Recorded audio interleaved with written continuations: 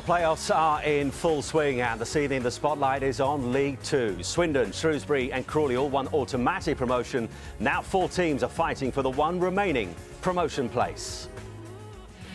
Side that copes with the pressure is the one that will prevail.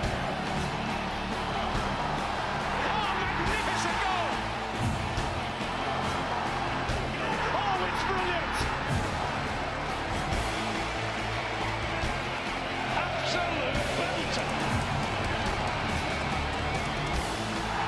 Immaculate finish!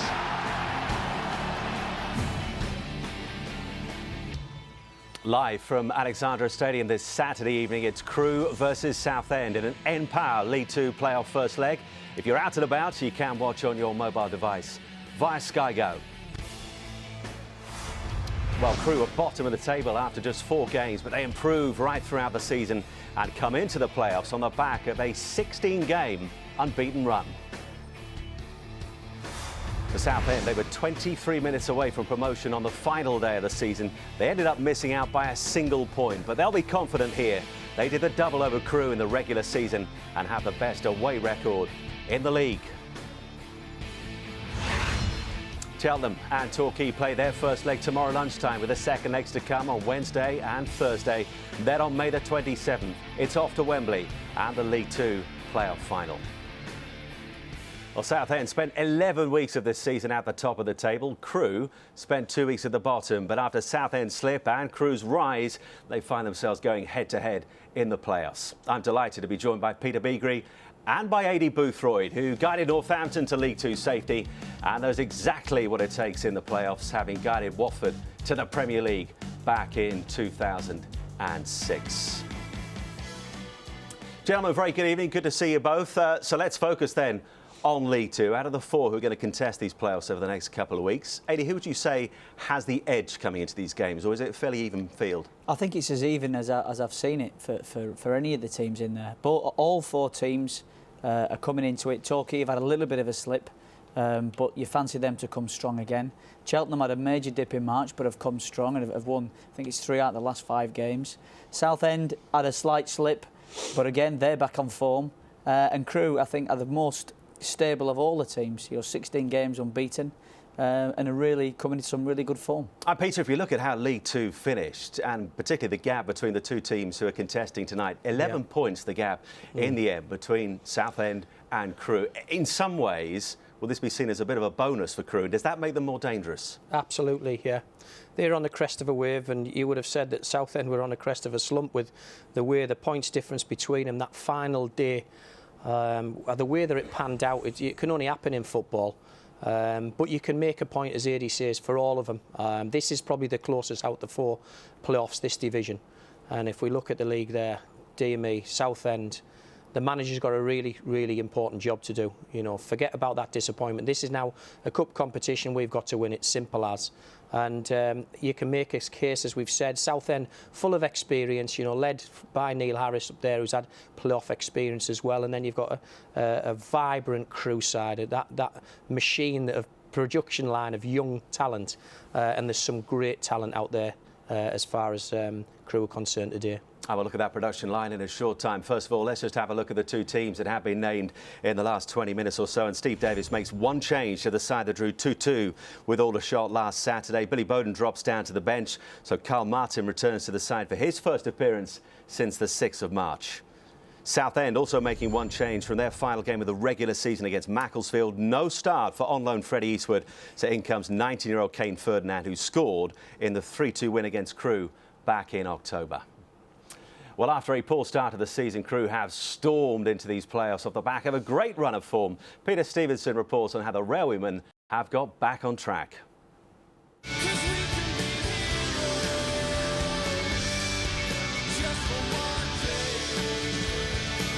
There's been no shortage of heroes at Crewe over the years, but now there's yet another squad of new kids making a big impression, and that's despite losing their first 4 league games.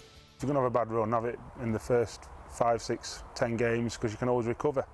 But we went to Plymouth early on in the season. It wasn't a must-win game, but it was a bit of a season-defining game. We won 1-0 down there. They were struggling. They had just obviously all their problems.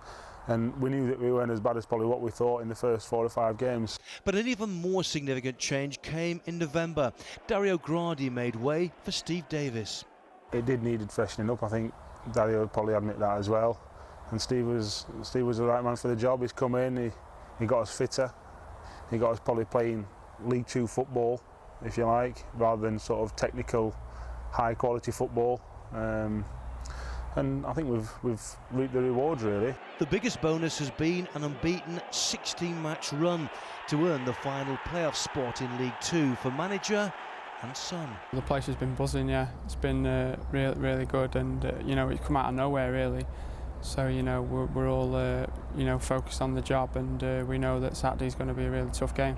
I suppose because we're so young, I think nerves don't really get to us. I think we don't fear anyone really. I think we just go out and play without any fear, and I think that works for us. Me and Steve Phillips have been there before and seen it and done it, so you know, we can sort of impart that advice, and if it does get a bit hairy or a bit different during the course of the games, then we can sort of you know, impart our experience in the game. Ironically, playoff opponent Southend were the last team to beat Crewe, so it'll be a challenging weekend for the Davis family, though young Harry's made a tactical decision. I decided to sort of move out because I thought it'd be healthy for the football reasons, and I think that can only help. It's hard at times when maybe I've made a mistake or I've done something wrong, what he says to me, but I think he treats me like any other player.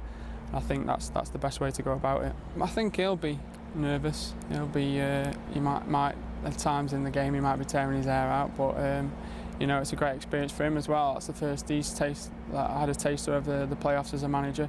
Crewe's playoff focus is such that the players called off a trip to Chester Races this week, and the team that's come up nicely on the rails can see the finishing line. We fancy his chances. You know, if you're 16 games unbeaten and you've got a little bit of fear and a little bit of trepidation, then there's something wrong. You know, we'll respect him as we do, you know, everyone in this league. But you know, if you can't go out there thinking you're going to win a game when you're 16 unbeaten, then you have got a problem, haven't you? Incredible run, and 80. They were 18th when Steve Davis took over. The players there talking about how he's freshened things up. What else has he done to take them into the playoffs? Well, I think what he's done that's completely different from a Crewe team. Normally you go to Crewe and you think you can get him, you know, Artel's mentioned it there, that they're very highly technical players, and if you can upset them and get in their faces and give them problems, then generally they might wilt. But what Steve's done is he's made them tough to beat. He's made them better without the ball, and he's made them a harder team with a little bit of resilience in. Now you go up there and you want to mix it with them, they'll have it with you. Whereas before I thought that was perhaps lacking. They can still play they still play some lovely football, but they've got a variety in the way that they attack. They can attack very direct with the likes of Leach Smith. They can play through Powell and Murphy and Moore, and you know, if they need to, they can head the ball away in League Two, as you've got to be able to do. And 80. And Peter, they mentioned Nick Powell, 18 years of age, 14 League Two goals. Have Crewe yet again unearthed a gem from their academy production line? Absolutely. I mean, it's terrific. Every time I see him, I'm more impressed. He's got wonderful balance. He's got wonderful self-belief as well. He's got great technique, which you expect. He's totally two-footed. We see there right and left foot as well. I mean, one of his biggest pluses for me is we see a different finish there as well. But is his awareness of space and how to exploit it. He's not a striker who will occupy centre-halves and make it easy for themselves, because he's not blessed with real physicality. He'll drop off and find himself a yard of space. He is excellent, and you know, there's a lot of overtures from, you know, clubs in the Championship and Premier League club as well. Sir Alex Ferguson, David Moyes, two Absolutely. reputedly interested. Yeah, and Crewe, for his development, I hope he stays at Crewe another year. To be fair, if he doesn't go to the Championship, too soon for him to go to the Premier League, but an outstanding talent. Certainly is, and it's been an outstanding season so far for Steve Davis. Let's hear from him ahead of kick-off. Here's with Patrick Davison. Steve, in these playoff situations, managers often talk about momentum. With the great run of form you're on, do you feel you have that? Yes, I do. We've, you know, that 16-game unbeaten run is becoming important now, and I think with that you get confidence, and the lads have been growing in confidence with the results. So hopefully we can take that into today. You've got a very young group of players. In a way, could that be an advantage, because they'll perhaps be more fearless than a more battle-weary set of players? I don't know. As I say, you don't know what young lads are going to give you. They've certainly given us everything to get to this stage. So I'm just hopeful that they put in a good show. They're more than capable of winning this game today. And like I say, sometimes experience doesn't always count in the playoffs, does it? So hopefully today that's the case. Looking forward to it. I can't wait, yeah. Thank you very much. First up in the League Two playoffs, it's Crewe against Southend.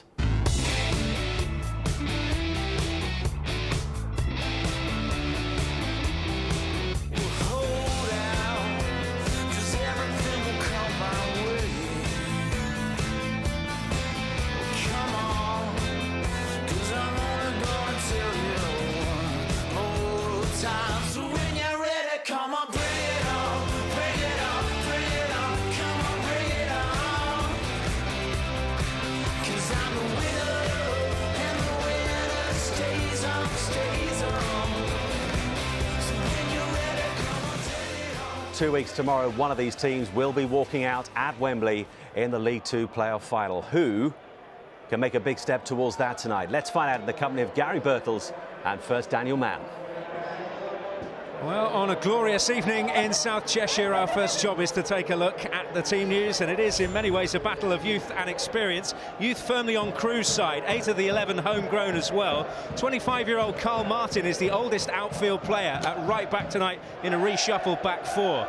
Key midfield man Luke Murphy passed a fitness test on a hamstring tweak only this afternoon, while Nick Powell is the standout talent, just 18 years of age, and David Moyes and Sir Alex Ferguson ran the rule over him here last week. When it comes to experience, well, Neil Harris certainly fits the bill, doesn't he? 34 years of age, and he'll lead the Southend attack. He's won and lost playoff finals with Millwall. We'll see another of the footballing Ferdinand family, cousin of Rio and Anton. Kane has shaken off a virus to play today, while Bill Elmosny has made all kinds of headlines, both with his 13 goals from a wide midfield role and for his red cards, bust-ups with teammates and bizarre injuries. He has been described as the Mario Balotelli of League Two. There's playoff pedigree on both benches. Billy Bowden is the son of Swindon's Paul, who won 2 finals in his career, while Freddie Eastwood was Southend's hero last time they emerged triumphant from the end-of-season dramas 7 years ago. Well, a terrific atmosphere, something they could not have expected in the early part of the season. Arguably all change at Crewe as the campaign has gone on. 4 games in, they were bottom of the league. Come November, they were still in the lower reaches when Dario Gradi decided to vacate the manager's office. A new boss with some new ideas and plenty of new talent has helped breathe new life into the club. For much of the season, Southend would have talked of this as a consolation prize in the top 3 for nearly 6 months solid, and with less than 25 minutes to go on the last day of the league season. But it is the hand they've been dealt, and they have to make the most of it. But the question really is, Gary, at this stage, who has the momentum? Southend have started to win again, but Crewe's 16 unbeaten. Yeah, 16 unbeaten, a very young side, and when you've got a young side winning games and not getting beat, they don't believe anybody can beat them. So they're going into this game with massive confidence. They won't fear Southend, who you have to say wins the last 3 games. You expect to maybe get in the top 3 automatic. Didn't happen for them. Now, what do you expect for them? What's the reaction to not going up automatic? Got a great manager, experienced manager in charge. I'm sure he'll have them up for this game massively. Well, the last Crewe team to tread the playoff path included Danny Murphy, Robbie Savage and Seth Johnson, all of whom made it to the Premier League and international stage. Is this another golden generation at Gresty Road? Both have momentum, both have belief, but only one can take the prize of a place at Wembley. Part 1 of the drama is live next.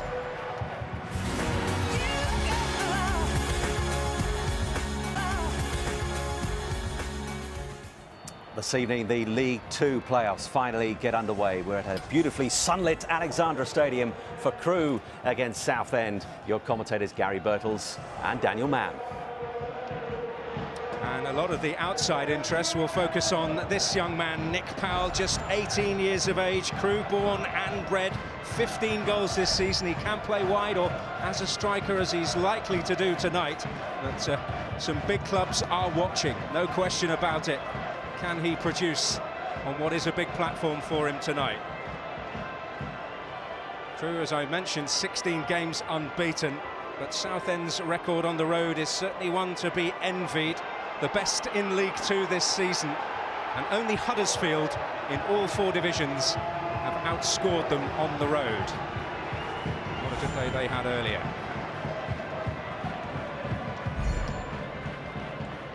So it's a new generation that has come to the fore here at Gresty Road against a Southend side who know the course as well more recently, 7 years ago, but there have been big changes in this squad in the last couple of years since they were relegated from League One in 2010. Have they at last found the recipe to see them back on an upward curve?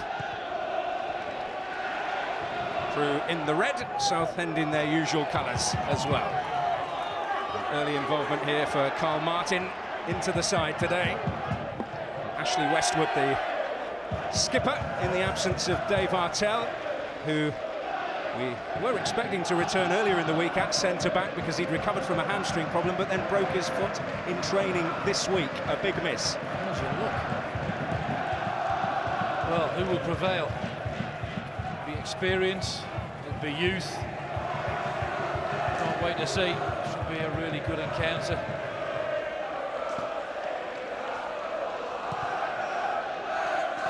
Now, those who will describe it as a little bit of a clash of styles in some ways as well.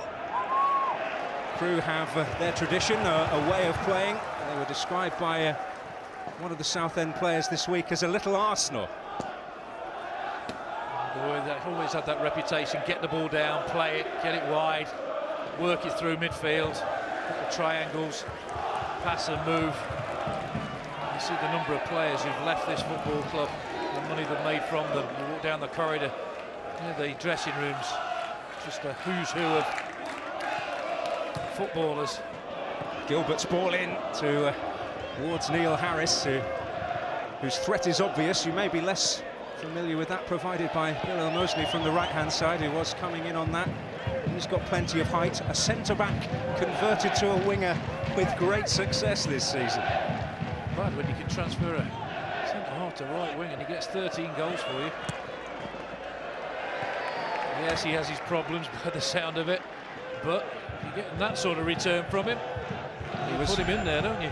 He was suspended by the club for a month earlier in the campaign after yet another bust-up. He also, at one stage this season, managed to drop a fridge on his foot and was ruled out as a result with a broken toe. Well, most players drop ketchup bottles or chutney bottles, but no, not him, a fridge.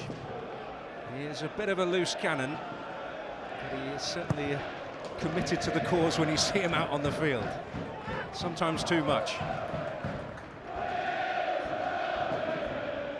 Just hope the occasion doesn't get to him. I just hope we see him for all his good points, not for the other little bits and pieces.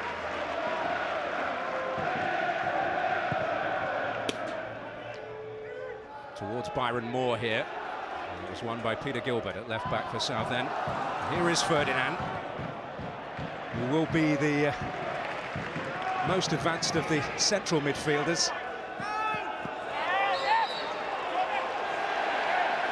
One has been given here, and more encouragement for Southend early on. The goalkeeper certainly got that one wrong. He had time to get rid of that down the pitch, and he thought it was a goal kick. Mosney just chased it down and straight away appealed, and the referee and assistant agreed. Phillips, one of the few who does have a lot of experience behind him. Test on the way perhaps here. But the delivery has to be right. So disappointing. You want to get your first one right. Don't try and do too much with it. Don't be too precise. Just put it in the area, let people attack it. Well, he's donned his lucky jacket, which has brought Southend some success in recent weeks, and he is a promotion expert seeking his 5th success, and he knows the playoff path well. He took Sheffield Wednesday up to the Championship 7 years ago. It's a belter, that, isn't it? That jacket. Well, it's perhaps a little better than the kilt he was promising us earlier in the week. Thankful for small mercies. Now Moore, first chance for Crewe to get on the offensive. Will escape Murphy, but here's Tootle. A more advanced role than usual on the left side of midfield. Westwood. Mellor. He does love to get forward. Here's Tootle again. Anthony Grant, no nonsense. You saw how wary their Crewe were of putting that ball in the box, because you look at Southend, you look at Phillips and Barker, very strong in there. Crewe would rather play it down the sides, around Southend if they possibly can.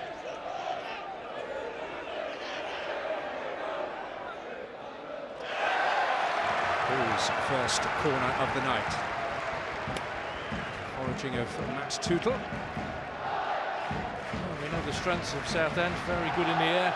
Two centre-halves, very strong, but look at Davies coming forward, Dugdale. They've got 8 goals between them from centre-half. Powell making an offer for the shorter one. Here is Murphy. Powell. A watered pitch getting the better of him there, but here's Grant to possibly lead the breakout for Southend, although not too many bodies joining him at the moment. That's the problem. Harris the furthest forward. The man in the midfield on the ball doesn't have many options when he picks it up. We've seen 2 corners so far, 1 for each, and both been wasted really. One went too far over everybody. Crewe just overplayed it a little bit and lost possession. Grant in well again.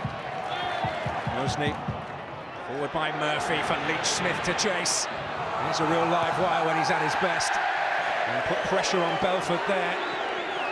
He's not too happy with his captain at the moment. There's nothing wrong with the ball. I think the ball coming through from light to darkness in that area maybe just did for him a little bit. There's a lot of shade down there.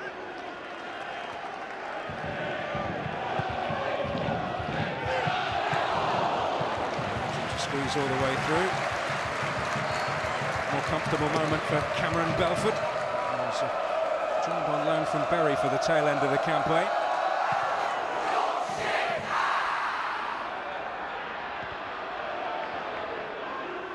Harry Davis, the manager's son, underneath it.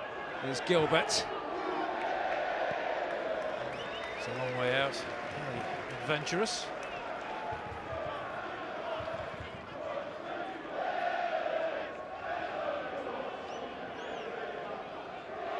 You saw how cagey the game last night was between Stevenage, Sheffield United. Nerves do take a place in a game like this. There is a suggestion that home advantage in the second leg at this level particularly is not that great. If you look at the history books, 4 of the last 6 have been won by the team playing away second. There's plenty of time to put right wrongs. This is Byron Moore looking exciting again. And away by Cloesi. Terrific from Moore. Just love it when a player picks it up like he did here. One thing in his mind, I'm taking you on, and he gets his cross in there, near post. It's attacked well, defended well. Here's Powell.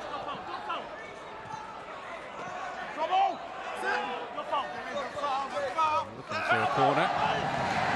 That's ultimately what he will get. Well, what will they do with this corner? They'll just put it in there.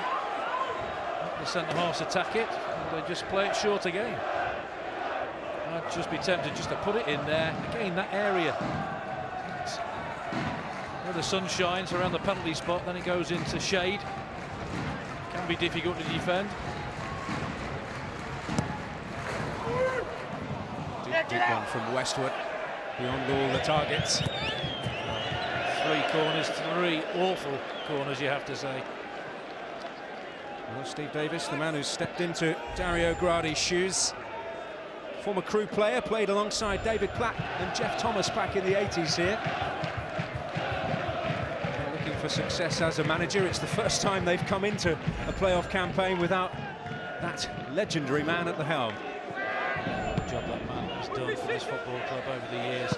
It's got to be a selling club, and the number of players he's brought through, the list is endless. I mentioned David Platt and Jeff Thomas there. Robbie Savage. Yeah, Danny Murphy, Ian Ashton. To name just a few. Their academy system looks to be really good. 18 out of the 26 players through the academy. You can get your academy system right, and it seems Crewe have done that.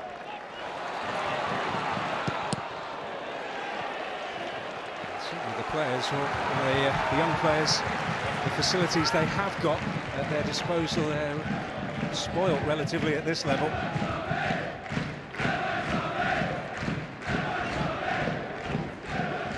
Here's Westwood. Carl Martin. One of the few who hasn't come through the ranks here. They plucked him from Wealdstone. Here's Leach Smith. Marker across.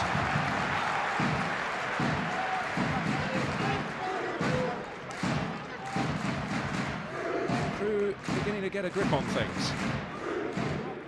Just the way they play, there's 1 and 2 touch, the movement's good, the ideas are good out there.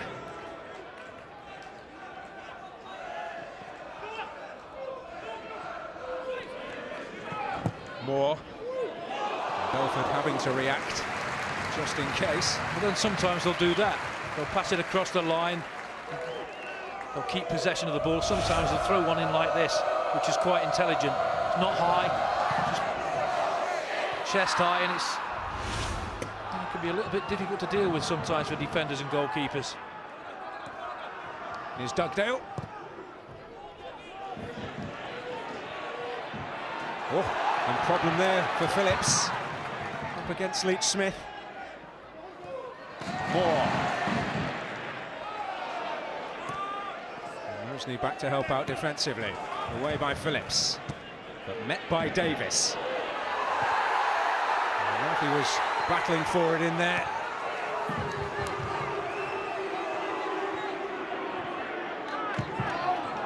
Moore gets a footing. And here's Barker. Kane Ferdinand giving chase here.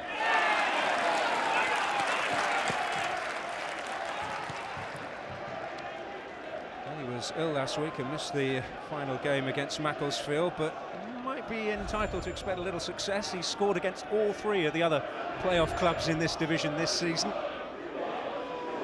Well, he's playing that role just behind Neil Harris.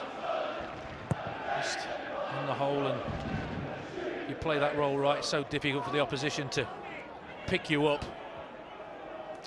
He's a man of many parts. He's played right back this season as well as a more conventional midfield role. It's good when you've got versatility in your squad. It's in the genes. Well, Mersney's switched flanks. Isn't really getting anything on the right hand side, not getting into the game yet, so he's trying his luck on the left hand side. And he'll win it. Martin. There is Mosney. Timlin. Looking for Hall. He's got talent and got goals in him himself. 14 this season. And he wanted on that favoured side. Block came in from Luke Murphy. It was a good block, but I just fancied him a little bit before then to just have a go, pull the trigger, had the chance.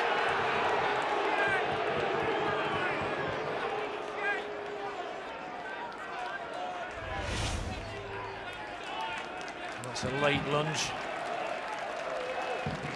There he comes and checks inside, and there's the block. I think he could have just taken a shot just before that. It opened up for him, lovely. Take the opportunity, give the defender time to close down.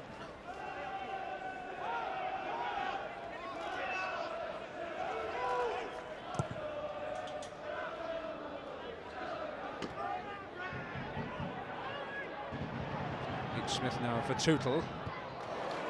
And away by Phillips. They just don't change their style for anybody, do they, Crewe? They just totally believe in what they do. And when you've grown up together through a system from the age of 7, as a lot of these players have, you get to know each other inside out. And Dario Gradi starts it, and he's hoping to finish it. A great deal of credit's got to go to him. He took over in 18th place in November. Yep.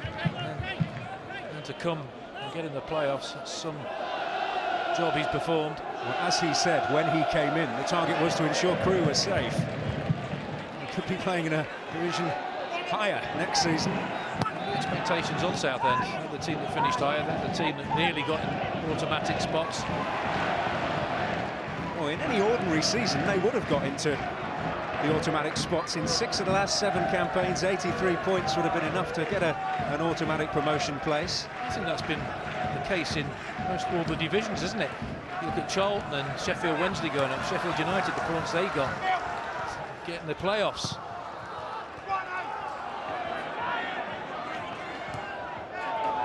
Mosney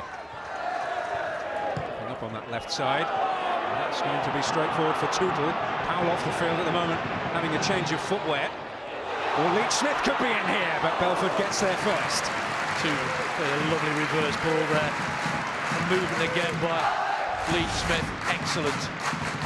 Yeah, look at the ball there, just a little bit too much on it. The goalkeeper credit, spots it, comes out, collects it. The vision, the movement, just pulling Southend apart a little bit. Well, I came here last week to watch Crewe seal their playoff place against Aldershot, and he was the standout player in terms of his impact on the game. This is Powell, Tootle, Powell again. Oh, why didn't he take it there? One touch too many, just unleash from there, take a chance.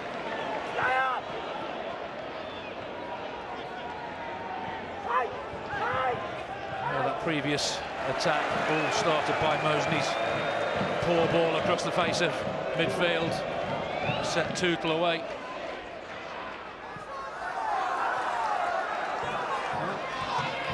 Harris just putting his foot down on the accelerator there.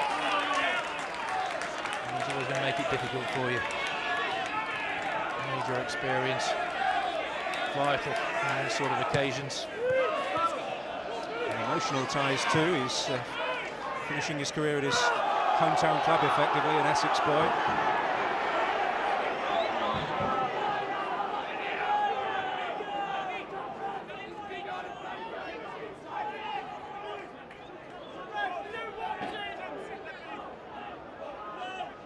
If there was one club Crewe would have looked to avoid, if you look at the history, it probably is Southend. They are the last team to beat Crewe, beat them twice this season in the league.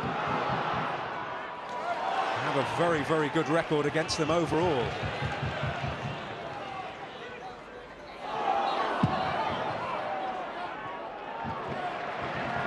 There is Powell, looking to influence things again.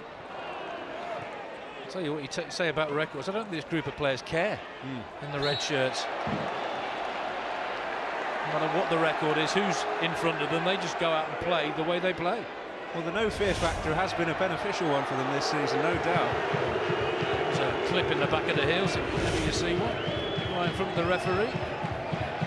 Michael Naylor, the man in charge today, his first ever playoff match. It's early days for him as a Football League official, only his second season.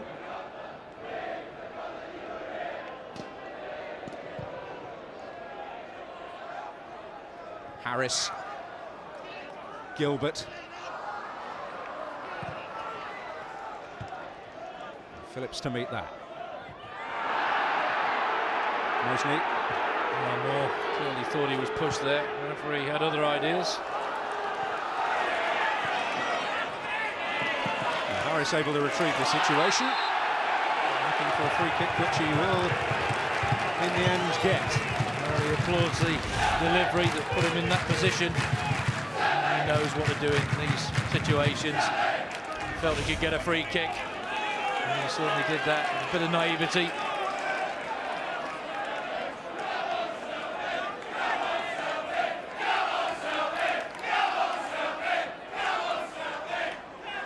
Is this the situation that Southend can make the most of, with plenty of height in there? It's all about what Ryan Hall can produce here. Dugdale met it emphatically, the man who conceded the free kick. Ball again. Usually does well for him then.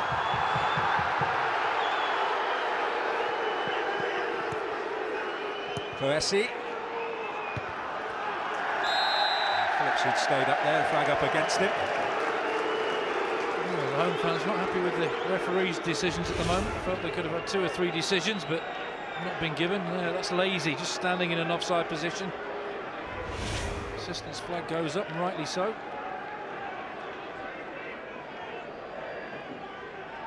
I think in playoffs and games like this, referees like to let the game flow if at all possible.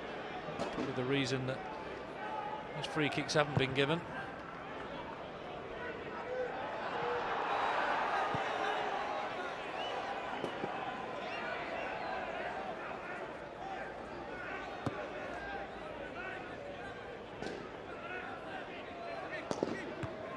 Stella's header.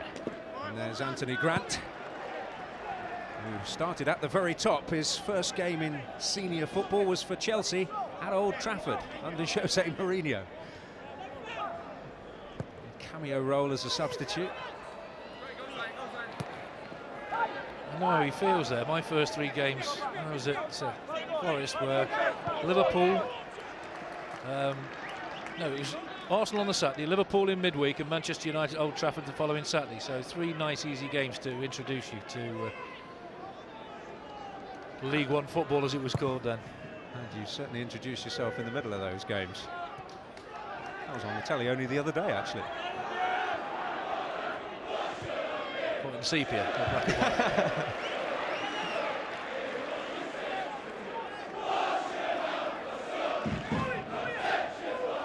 Here is Dugdale, the resident Scouser. He's always won. Up towards Leach Smith. Oh, now Powell could be in here. Up against Barker. Westwood arriving as well. Tuchel in there. A few late arrivals in the box there, but just couldn't pick one of them out. And again, the movement between him and Leach Smith, excellent so far for me. Both like to come towards the ball. Both got good first touches. Martin. So you want somebody attacks that area, they might have half a chance. What they needed there was a little touch. You see, there's not a lot of movement in there. Nobody expects that. That's poor. Again, that might be a little bit naivety. Young players out there have got to learn to attack that near post. One go to back post, one come to near post. And both a little bit flat-footed there. Steve Phillips needing a cap for the early evening sun. Tuchel. Now Powell. 3 in the box here.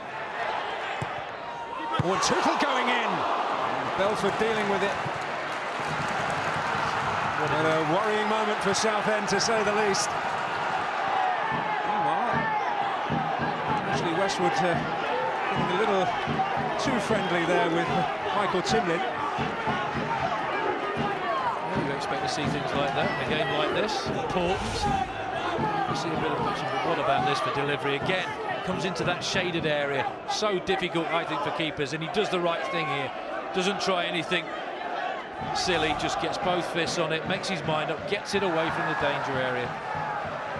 Well, he's kept 5 clean sheets in a row, Cameron Belford. Well, people might say, why didn't he catch that? But again, it's that little area where it comes from sunshine into shade. Very difficult.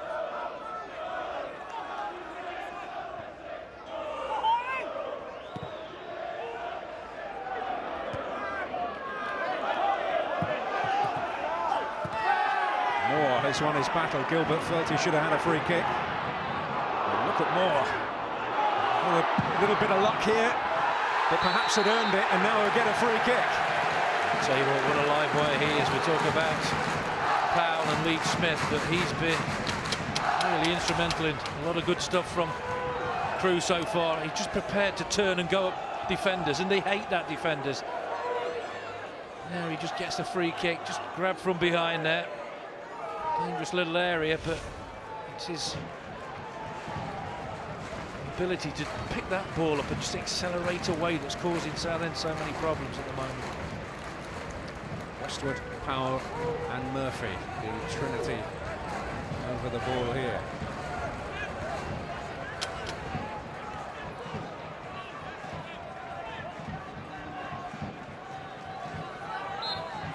Looks like they're going to leave it to Powell.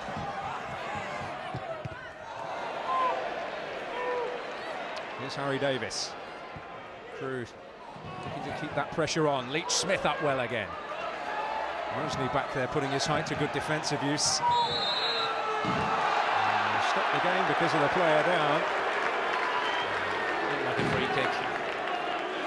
You saw the ball from Harry Davis. He pinged it right to that far post. And here's the ledge defence. He didn't take his eye off the ball there more. Didn't know what he was doing, just a nudge in the back. The referee deemed it serious enough to give a free kick. Yeah, Ryan Hall on the receiving end. Well, he might be a little bit chuffed at the moment. Would have expected to come here and maybe not have a lot of the ball in the early stages of this game. So it's proved, but it's still 0-0. Harris. Goesi. It's disappointing. He got himself in a good area, just can't wrap his leg around it and get in the box. Well, we have the decisive day for you tomorrow in the Barclays Premier League Super Sunday from 2 Sky Sports 1 HD. Can City clinch their first title since '68 against the Queen's Park Rangers side fighting for their Premier League lives? And on 2 HD we've got Manchester United at Sunderland from 3. And City last to clinch the title. They were up against United in the battle, and United lost to Sunderland on the final day of the season. So maybe a little bit of symmetry. Spooky. Tim Lynn. It's a way out, but why not have a go? Not many attempts on goal so far. Just fancied himself there, just latched onto it, didn't get a great deal behind it, hit the target. Comfortable save for Phillips. Would have been difficult. A little bobbly there going towards him. Could have cannoned off his body, but got everything behind it. That was Ferdinand's header. Here's Martin. Up now to Moore. Tim Lynn with Westwood. It's a lovely afternoon. It's been the best day we've had for weeks and weeks, and the floodlights are on. It's rather baffling. Here's Murphy. Come on, Leach Smith. No flag. Certainly what Southend were looking for. This is Tootle to deliver. We talk about Powell and people watching him, but Leach Smith's impressed me so far. Purely by his movement and his timing of his runs.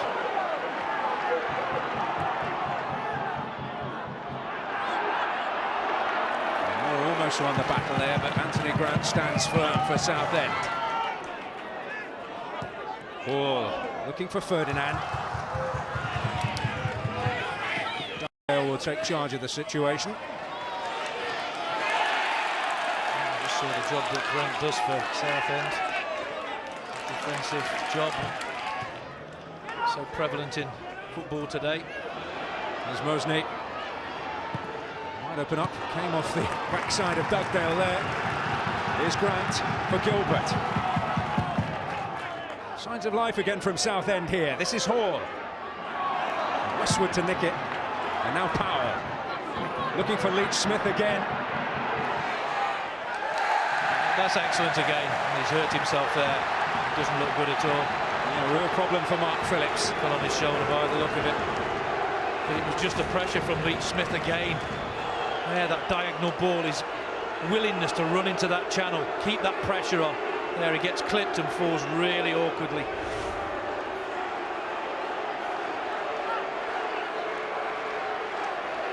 Well, a man who has had so much trouble with injuries in the last couple of years, Mark Phillips, but it looks like he'll be able to soldier on through the pain. Something he is used to. Again, he defended that really well, and he had to, because Leach Smith, with his pace and his willingness, as I just mentioned, to get in those areas, you're always, as a defender, looking over your shoulder. Davis has gone near post here. Belford was under pressure. He deserves the pat on the back there. Yeah, a lot of bodies around him.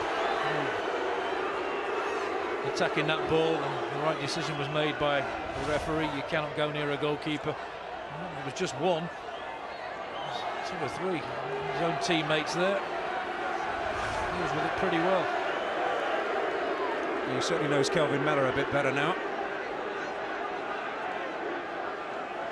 From a goalkeeping dynasty, Cameron Belford. His dad Dale was at Villa and Notts County during his career. Big name in non-league circles. He's got a brother in the Liverpool academy.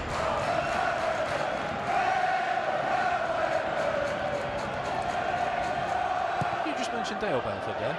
Yes. I'm sure I was at Notts County with him at some point. Well, he was at Notts County at some point, and you were at Notts County at some point, so I'm sure. Two don't always marry up, but...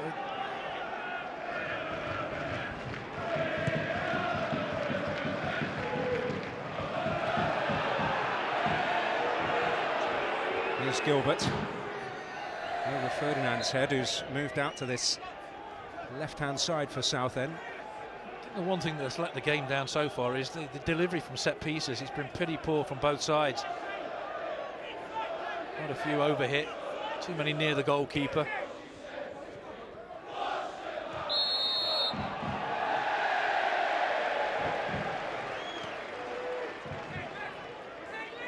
He's exhibiting his versatility, Kane Ferdinand, at the moment.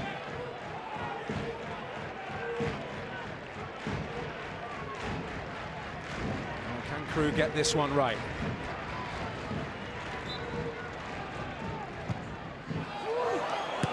Queuing up in there came off Mellor, but no one following up in a red shirt to Southend's relief. Well, there you see probably the best delivery of the game so far, and it causes so many problems.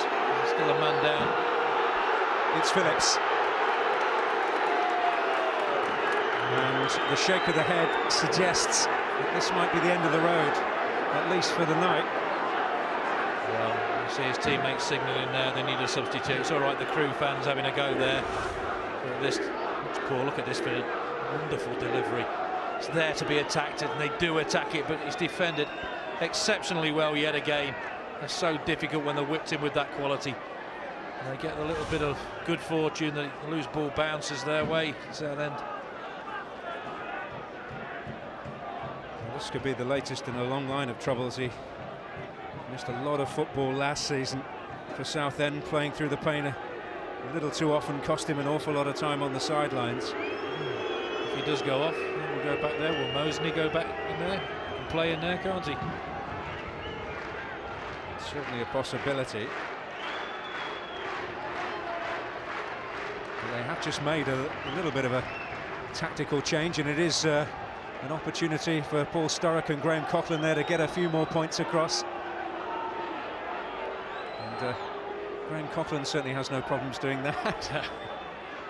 Certainly doesn't. And his teammates were signalling for a substitution, but is he going to come off or is he going to stay on?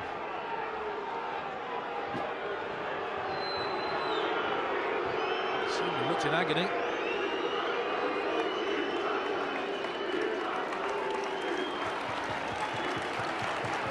Well, we await developments, but the signs are better than they initially appeared. Or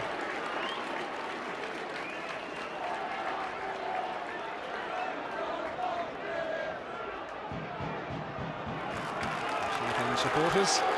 It's a long old journey, but they've enjoyed their away days this season.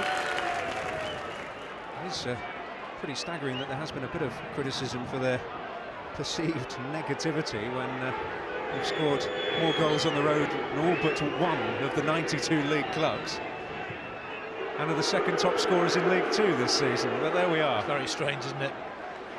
Today they've been pinned back by a very, very good Crewe side. You just want to pass it, get forward, get in good areas. The movement's excellent from them.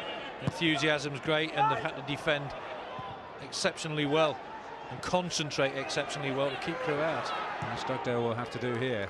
They are doing some running repairs on Mark Phillips, as you suggested. Gary Moseley filling his role at centre-back for the moment.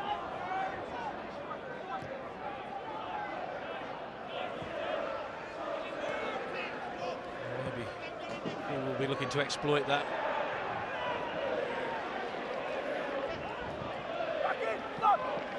There's Clarsey. Ryan Hoare. Murphy, such a good job policing that central area, but he's given it away. Timlin. Martin for Moore. He's been so impressive so far.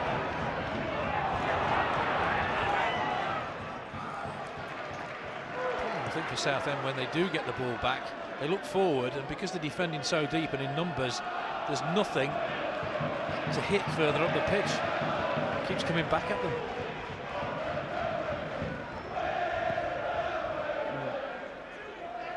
Certainly not at his most comfortable, to say the least, Mark Phillips.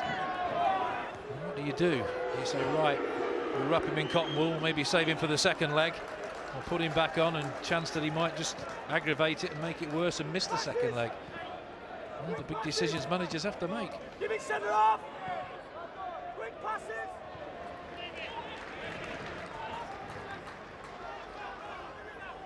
Martin.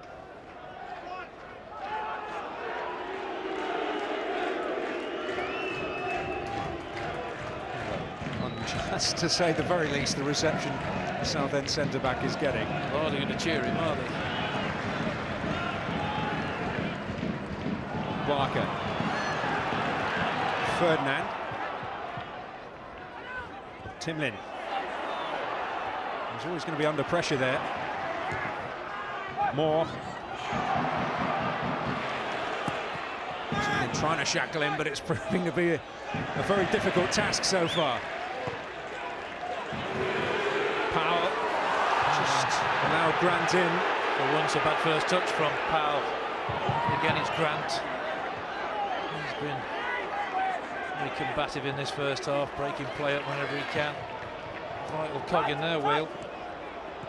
It was a painful one for Powell, but he got plenty of the ball.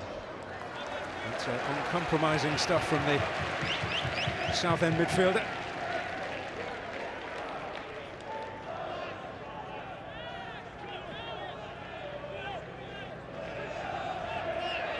Hall. Smith a little short. Hall trying to make inroads here. Mellor just easing him out. Bit of a half-hearted look at the referee from Ryan Hall, which suggested there wasn't a big case. Well, I looked straight at the referee, straight at the assistant. The referee was very close, had a really good look at this. There's the chest. Not a penalty. Goes down far too easy. Good position for the referee. The assistant was well placed as well. Another twitch of the flag. Grant been invited to shoot here. Leach Smith. Oh, took the invitation there, the leg left out by Gilbert. Oh. It's a waste. Fancy playing that? He's down, injured. And they play the free kick quickly.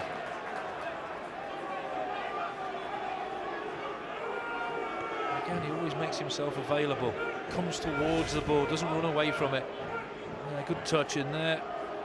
A clumsy challenge.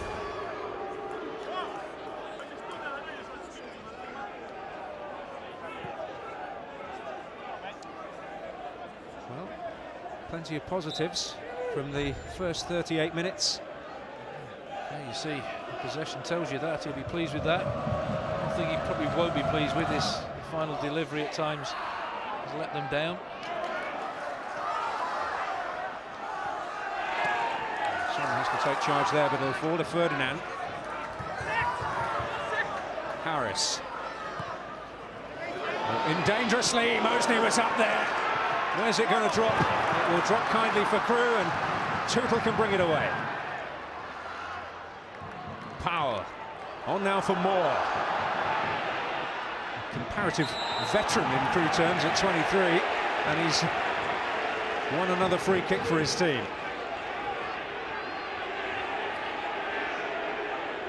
Ferdinand stopping that quick free kick. Crewe not happy with him.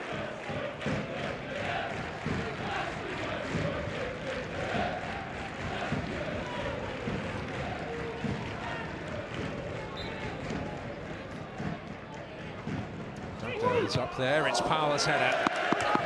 From there. It's a half-decent ball. Just going to try and feather that and hope somebody latches onto it. Oh. Generate that power from that distance, virtually impossible.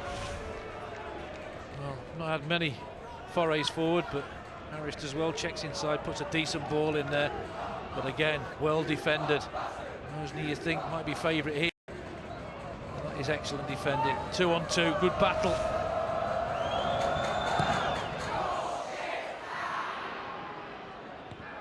Mosney. Oh, a little bit of hesitation. That's one thing you don't do in that area, let it bounce. Just take control. Tootle hoping to do that. Again, Grant is across. He's certainly marked his territory this evening. He's one of the few, well, he's the only first-team regular from the side that was relegated just 2 years ago, still to be at the club. Kane Ferdinand was training as a youngster, and Harry Crawford was around as well, but you struggle to find any more.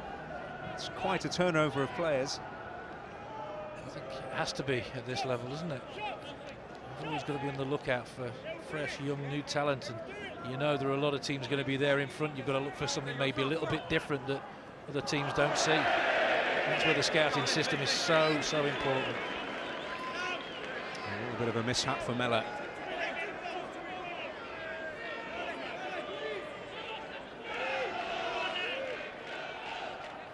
Hall. He's dug it out again, and Ferdinand's header. Well, they must be majorly disappointed with this attempt there. Again, the quality this time is absolutely spot on. Just pulls off at that far post and doesn't have to jump very high either, just direct it a little bit better or put it across the face of the goal. He's done really nothing with that. He did score the opener when they played here in the league back in October. 3-1 win for Southend. The game was locked at 1-1 till the 88th minute, so it was a lot tighter than that scoreline suggests. Gilbert dealing with that. Well, he's put into trouble there by his teammate. No option but to put it out because Powell was bearing down on him.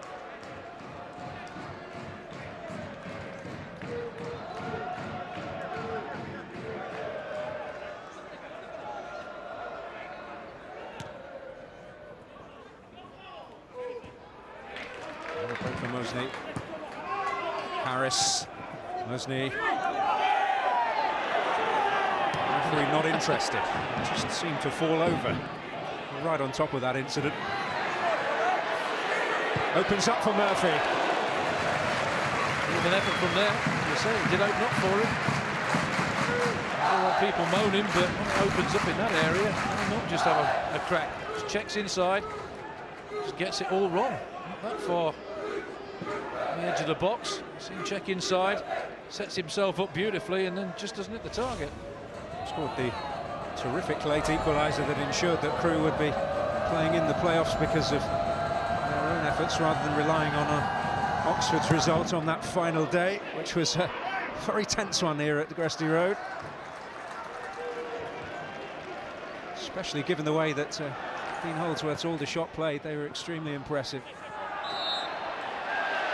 Yeah, it was a strange end to the season, wasn't it? League Two. You saw Hereford get relegated after beating Crawley, and then Torquay. There's a lot at stake on that final day. So many ironies were thrown up. They were hoping for some help from Port Vale Crewe on the final day. They got it. Mark Richards getting the opening goal for them, a former Crewe player, albeit very briefly. But it's this kind of period that throws up those kind of ironies, really. You always expect these ties to be very tight. Nobody wants to give anything away in the first leg. I'd always prefer to play the first leg at home. So we do get the win, and it's a decent one, then the onus is on the side in the second leg to go and get something. You could always get something on the break, so give me the first leg at home anytime.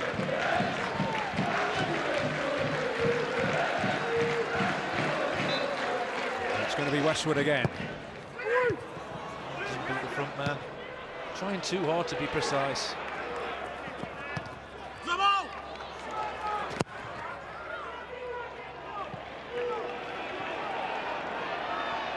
Carl Martin.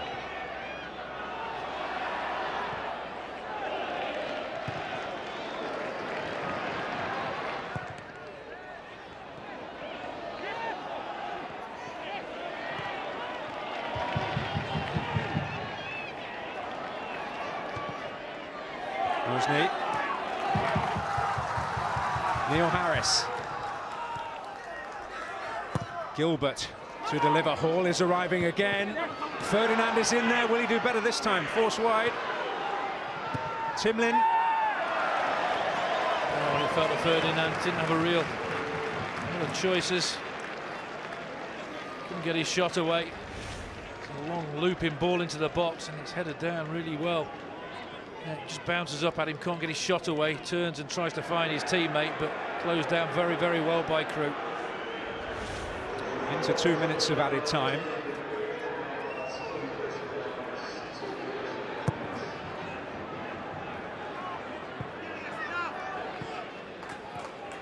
He will be less happier overall, but they've had the best chance, haven't they, Southend? They have. Both managers will be reasonably pleased. I think Coach Thurrock will be delighted the way his team have defended and not allowed their goalkeeper to be tested a great deal. And I think Steve Davis will be pleased with the way his team have got the ball past it, the movement of his two strikers. It's a decision in Kane Ferdinand and Southend's favour.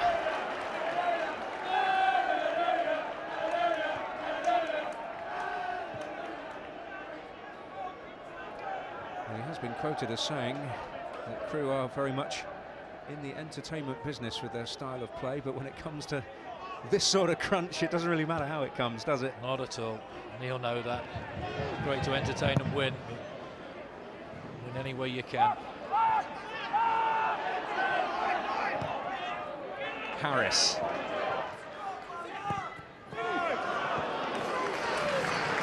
It's about as much business as Steve Phillips has had all evening so far. I'm sure we'll see the second half get a little bit stretched. So obviously Crewe will be pressing and pressing, and tired minds, tired bodies. Phillips. Moore again looking to put the pressure on and try and force something from nothing. Just feel if they can get him in the game more than they have done more. Maybe switch him to the other flank to see if he gets any joy over the other side. That's the opposition guessing. To start when Billy Bowden's been in the side, but there we are.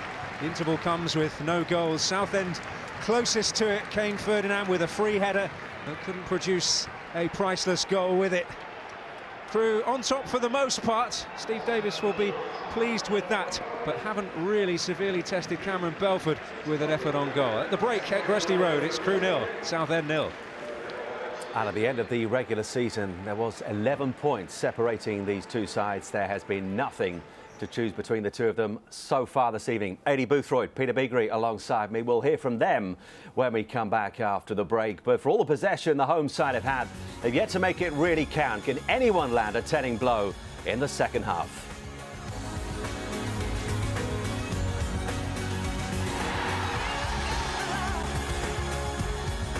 That's going to get us all enthralled and all excited. Would Southend be happy to take this back, Peter?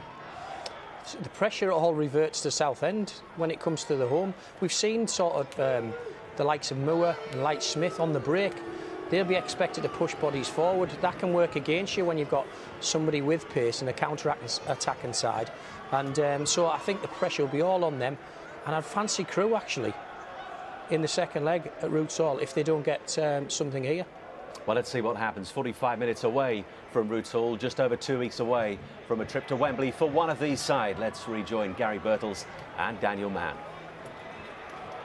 Well, there's no doubt that Southend have started this tie as the favourites and with the greater expectation for so long amongst the top dogs in League Two this season. It's very much a consolation prize, a playoff place when you've been amongst those automatic places for what, the best part of 6 months of the campaign. For Crewe, the objectives were very different when Steve Davis took charge. As Simon mentioned, 13 meetings have passed since there was a draw between Crewe and Southend. Steve Davis was playing in that draw back in 1985, 1-1 here at Gresty Road. He was plucked from Stoke City's reserves by Dario Gradi right at the start of his spell here way back in 1983. He's well schooled in the Crewe Alex principles. whether it means going against the principles a touch to get the result and earn that prize of a place at Wembley. Well, that's what it will take. And we'll do anything, just anything, to be there the final weekend in May.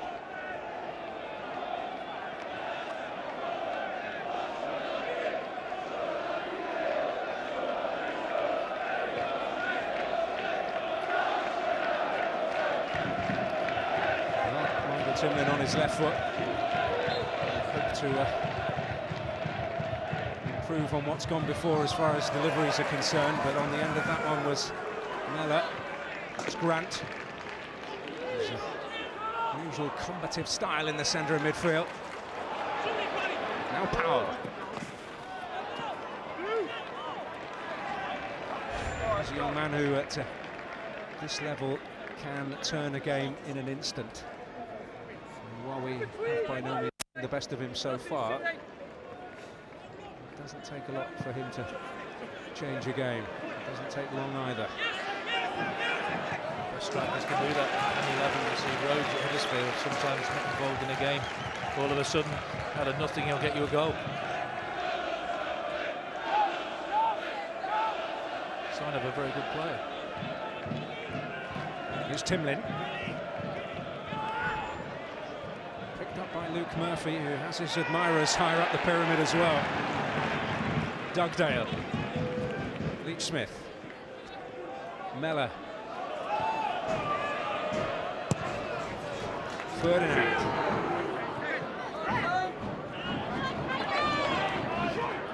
Here's Timlin.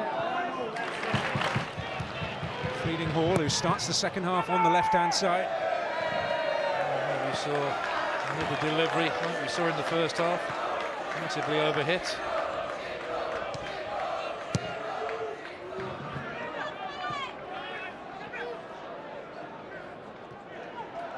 Well, Steve Phillips felt it was necessary to don a cap in the first half. Cameron Belford may find that that wasn't a bad idea. Phillips will find it a little bit easier in the second half with the sun. Hall. On his left side, which is his stronger one. Davis, not all that much meat on it. Mosley in there. Harris poaching. Flag up. The flag did go up, but Neil Harris in that sort of area, you don't want to see him there because he will punish you if you're a little bit indecisive. And you're certainly a little bit indecisive there. That's a poor defensive header. Didn't get it away, and there he just stood in an offside position. You want him tighter mark than this. Didn't get anything on it. Nearly confuses Phillips. Murphy. Mosley's powerful physical presence certainly felt there by Nick Powell. Yeah, 2-on-1 there, wasn't it? If one didn't get in, the other one would have done. It's Barker who went up with him. Two of them, a little bit of a sandwich. Oh, he gets caught there, doesn't he? There's on the ball. Oh dear, right with the shoulder, right the side of the cheek. Barker got one as well.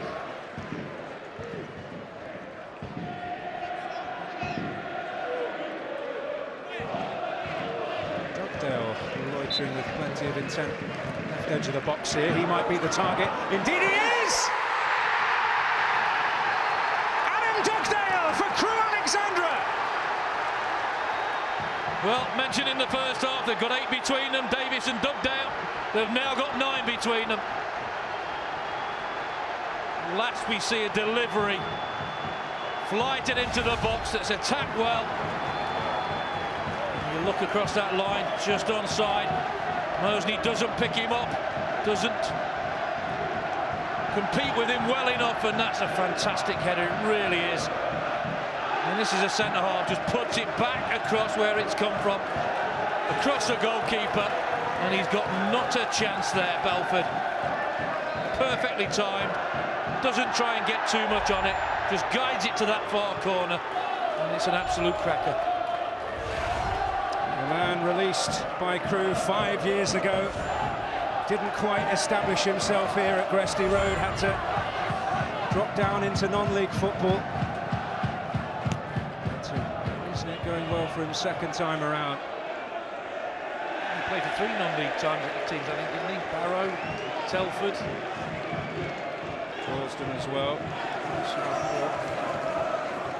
That shows you the mentality. Having that happen to you and the willingness to fight back, the determination to get yourself back in the professional game. Well, he wouldn't have been first on the list of likely suspects. And as you mentioned, Gary, they do have a habit of getting goals from around the team. Crewe. The top scorer, I think he's got 15, only one in double figures, but they spread the goals around well. And when you've got 2 centre-halves who get that many goals, 9 between them so far, that's pretty good.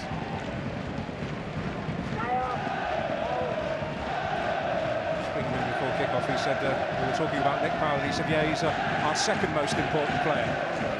Who's the first? Me, of course. Fair play to him, I like that. Nothing wrong with that. Nothing wrong with that at all. But the first card.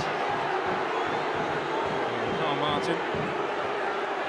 He's convinced he got the ball, as are his teammates, as you'd expect. Are they right? No, he's off the floor, and that's a yellow card. There, jumps into it, clearly a yellow card. You can say all you like that you're going for the ball, that is a yellow card. And you've seen red cards given for that this season. The referee's not had a great deal to do. It's been one of those games that it's been okay. Not been a lot of tackles like that, but he got that spot on.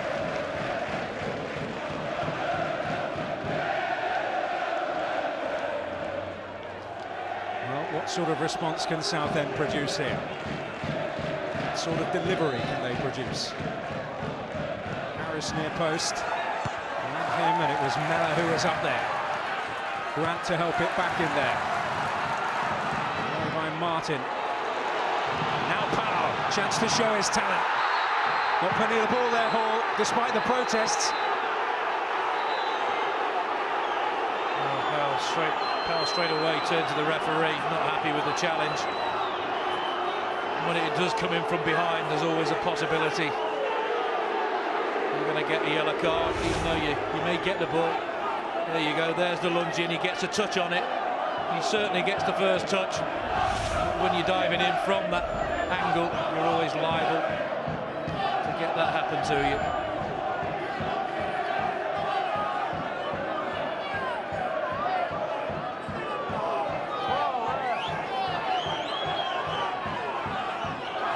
Oh, to be fair, we could do with having a ball here. It'd be a good idea. It's our assistant who comes up with the goods. Well, there used to be a competition called Spot the Ball, where you used to have to put a ballpoint pen spot on it.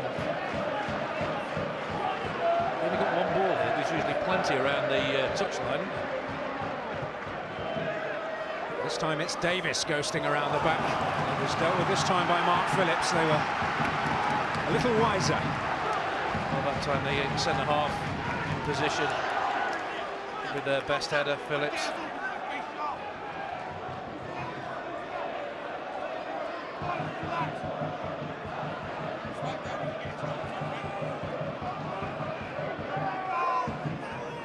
Dale in there again.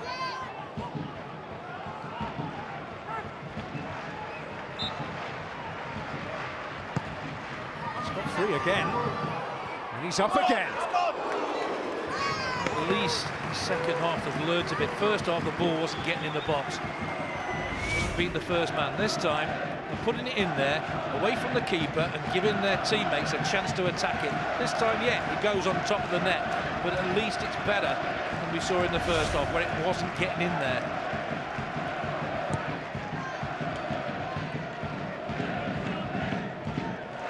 There he is once more. That's Powell. Nonchalance about it.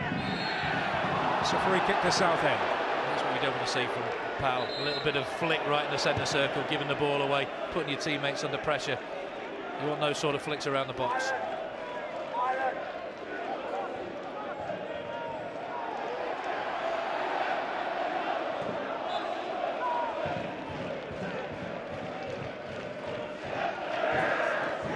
Percy.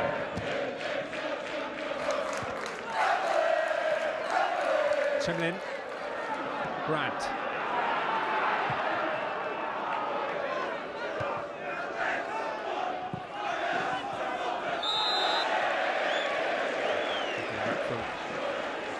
Offside. Well, perhaps the biggest goal of Adam Dugdale's career. Well, you can't tell from that angle, it looks very tight there. Assistant's in a good position, but he's not picked up it quickly enough. He's in a lot of space here. Then too late he comes across to try and mark him, and he just cannot jump with him there. Mosney, you saw there, he just came out the pack there, and it was just a little bit too late. Smith giving Parker a difficult time there.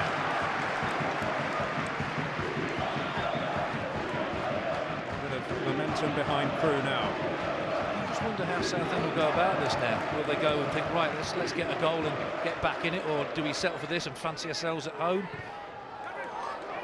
Against a team who... Oh dear. Well, there you see the problem with the sun there. No pressure on him at all. Flicks it behind. Yeah, nobody near him, just doesn't deal with it. Well, that's the reason why life is a little difficult for a goalkeeper at that end of the ground. They're calling for a cap.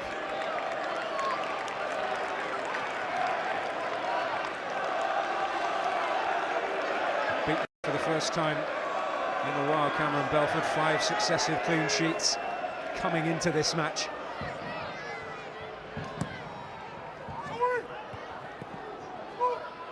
Foul in there, but he's given away a free kick. It was a free kick for me as well.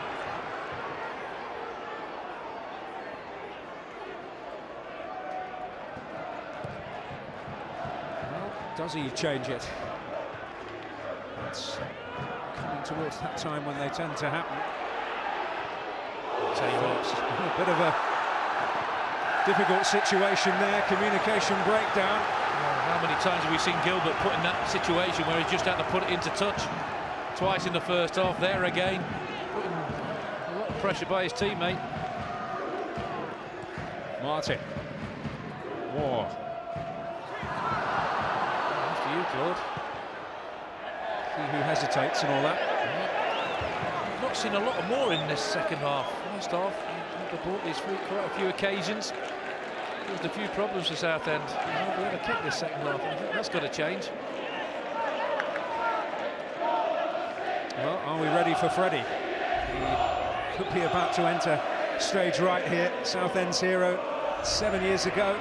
He got up from this division through the playoffs.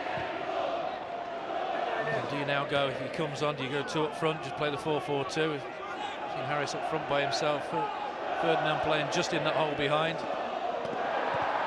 Do they go with what is their home system, if you like, 2 up front rather than what they've deployed tonight? Well, then that gives more space to Crewe. You've seen the way they play, they can rip you apart if they get it right. Certainly not a time to panic. No, 1 goal in it, no panic needed. It's always the way, isn't it? If you're at 1-0, you try and stifle it, and you don't get your striker in Eastwood on quick enough, and Crewe score another, then you bring him on. You may be out the tie. Get him on now.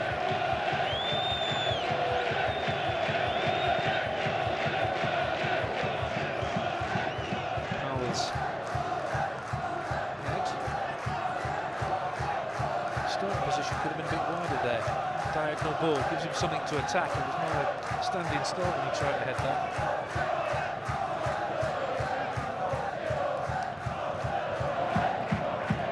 Here's Grant. Gilbert.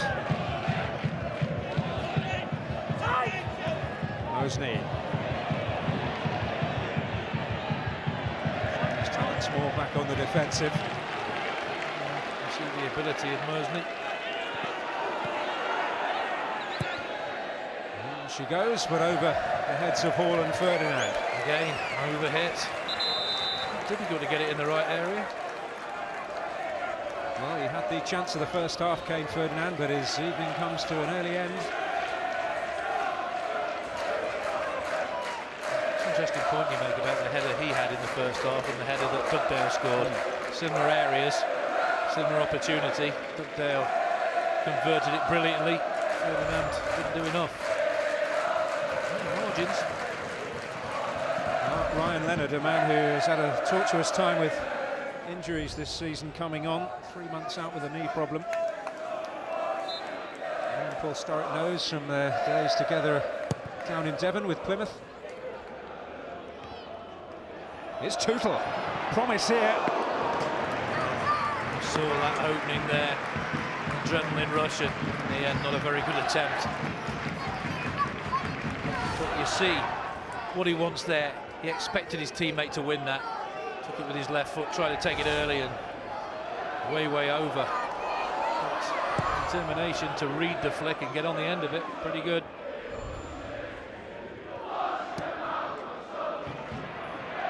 Leach Smith. Positive again and has options. Powell, one of those. Now it's Tootle. Short there by Sean Percy. Good defending by Percy. Could have gone to ground there. Stayed on his feet, made it difficult. There's Mosley. Starting to fall out, and there goes Mosley, not happy. Somebody's having a go at him, and he's saying, well, you should have been further forward. Moore. Kept things moving despite being fouled. It's the free kick given. Been better shackled the second half more. He was causing a lot of problems, and Grant is the man who maybe has got a little bit closer to him and stopped the source.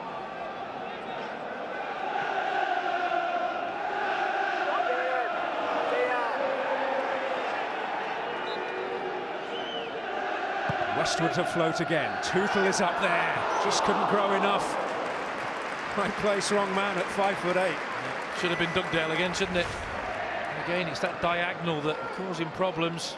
I fancy that. Just couldn't get on the end of it. And you say, not the tallest. But it certainly seems like Steve Davis at half-time has said to his players, get that ball in the box. Don't try and be too precise. And that's exactly what they've done and got themselves a goal.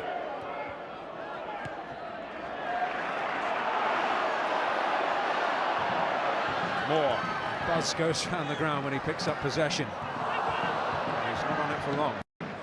See the beauty of Grant again, just getting in that area to break play up. Davis able to see it back to his goalkeeper. Shake of the hand with his centre-backs. He's had a few less friendly discussions, let's say, with his teammates at times this season. Fined after one against Southend, the skipper Dave Artell. Leach Smith is offside.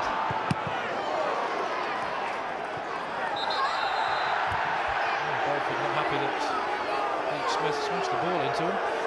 And they just gone. Moore wins this well, and he's offside when he heads it. And the flag goes straight up, carries on and just smashes it into him. Not happy.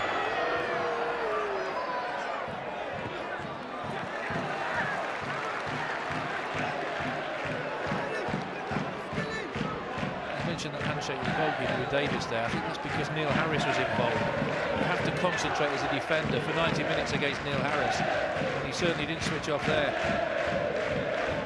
In all the youth, there is a very wise head between the goalposts.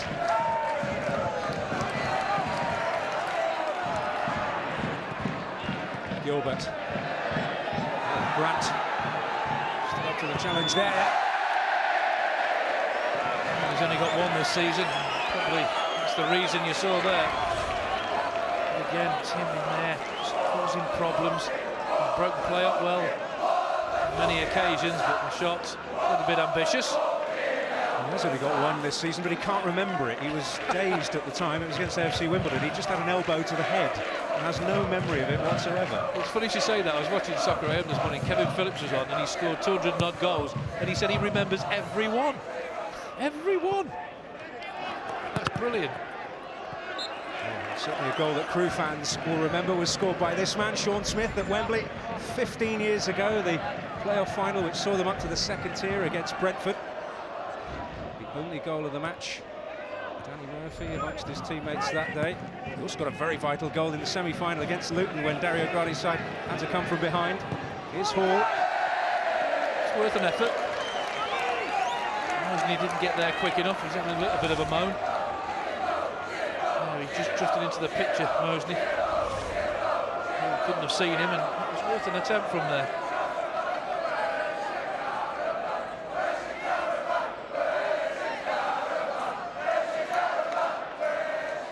Phillips has definitely had the better of the conditions. First half, that where he is now, it was half sun and half shade, and that's difficult. Now it's on the edge of the 18-yard box. Oh, it's fallen here for Leach Smith for Crewe! Oh, and Belford produces a superb save. Well, from one end to the other, what a save this is.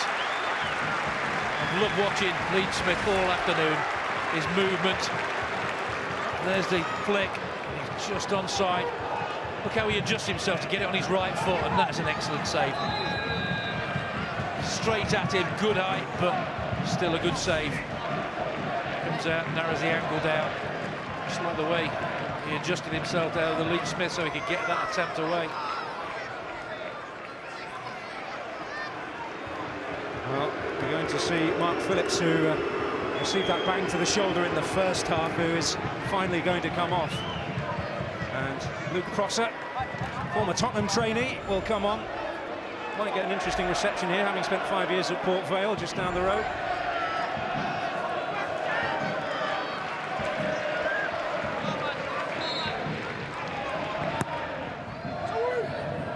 Mellor's up there. There's been one delivery from Crewe in this second half that hasn't got in the box and caused a problem. Not major problems, but it's made Southend defend more than they had to in the first half. Ashley Westwood responsible for the bulk of them. Awkward there for Prosser. It's not just goalkeepers who have to deal with that, Sam. Well, there you see, it was a long, high ball. It was intended to be that as well, to cause the defenders a problem. It's not what you would call the Crewe way, but it's working well. No, it gets them in an area where they get a throw-in, may get a corner. You saw they got an attempt a minute ago from Leach Smith.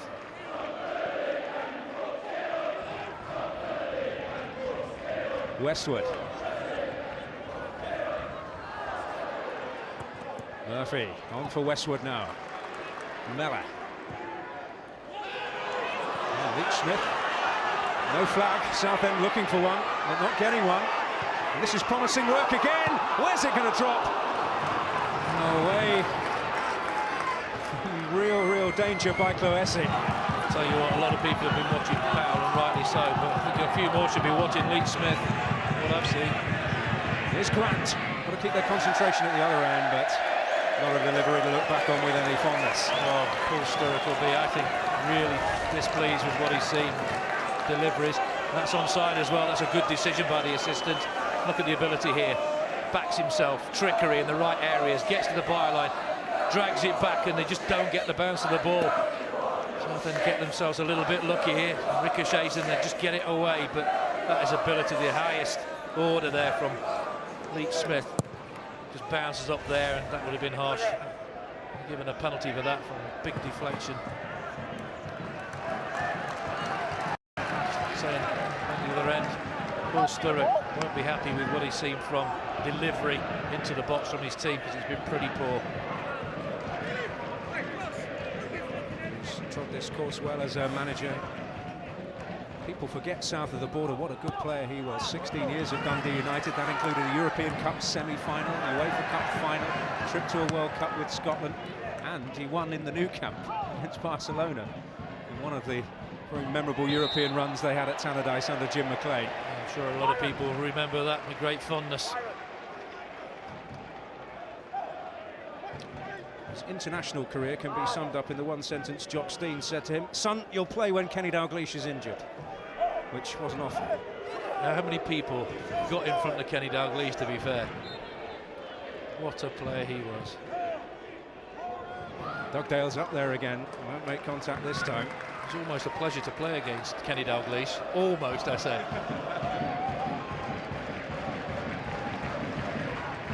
Well, he's kept his team in the tie. There's the flick. What's the adjustment here to get it on his right foot? And look at the angles he makes there, the keeper. Comes out a little bit further. He must have thought he'd scored there.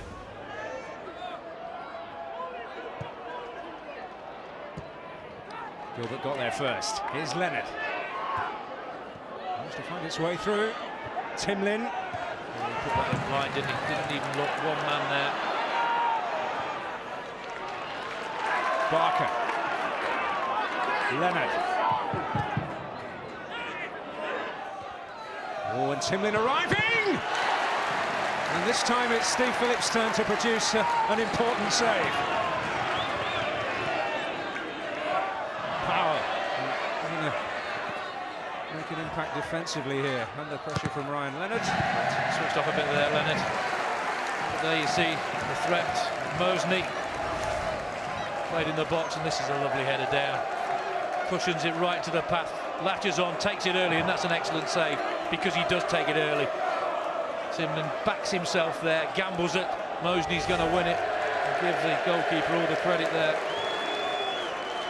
Not a great deal to do, but kept his team in the lead there. Very experienced goalkeeper, 250 plus league games for Bristol City. He went to Rovers after that. Well, I thought Freddie Eastwood might enter the stage a little earlier. Now his arrival is imminent. I'm sure Steve Davis and his Crewe team won't like the sight of that. You can doubt his fitness because he has had a host of knee problems, but you can't doubt his ability to make things happen. To get the goal coming off the bench. If you get in the box to him, his movement's very good. He's a poacher.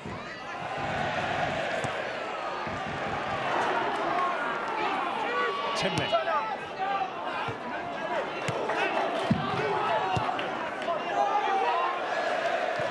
Harris with a rueful look back there.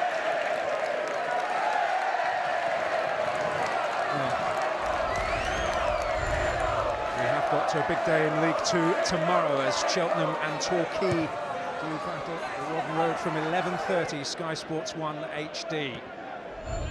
And the return is Wednesday night at Roos Hall of this one, Southend against Crewe, 7:30, Sky Sports 1 HD again.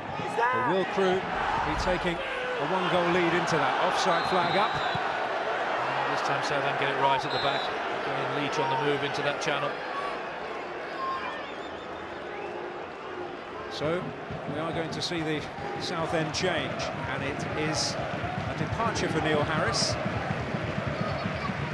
Final change of the day. Freddie Eastwood back for his third spell at Southend. Here is a youngster. He went to the West Ham Academy, quite make the grade there. Back to Roots Hall where he did make a breakthrough in the mid-noughties, I suppose you'd call it, 2004. He tempted to play Mosney through the middle now. He's winning quite a bit in the air. Just get Eastwood Leonard around him.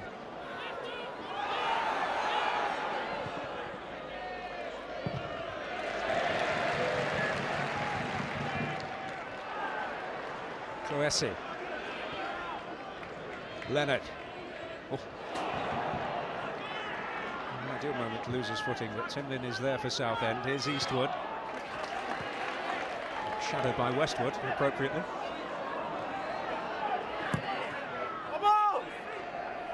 Cloesi.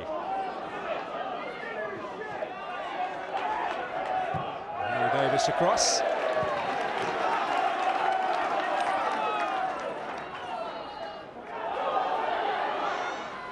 Dugdale.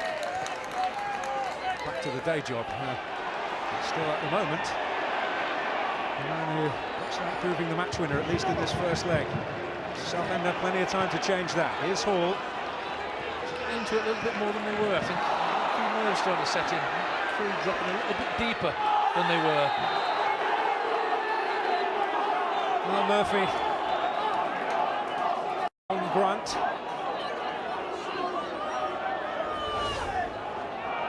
Battles for everything, doesn't he? Grant gets in there, clearly caught late.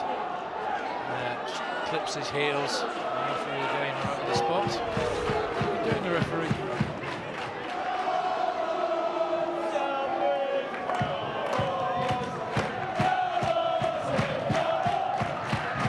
Breakthrough for Crewe. Crewe came from a set piece. What can Southend do with this one?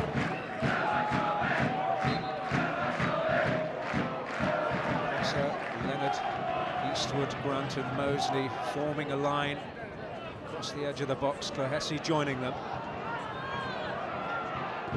Hall to play it in. Eastwood didn't get there. It's Harry Davis who's had it.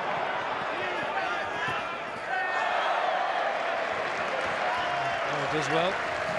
He should have just a little bit of pressure on him. Trying to get something out of that a little bit more than he did.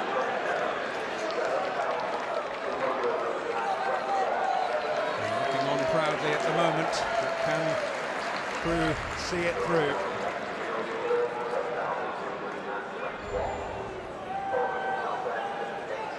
Successor enjoying success at this moment, but it can so easily turn.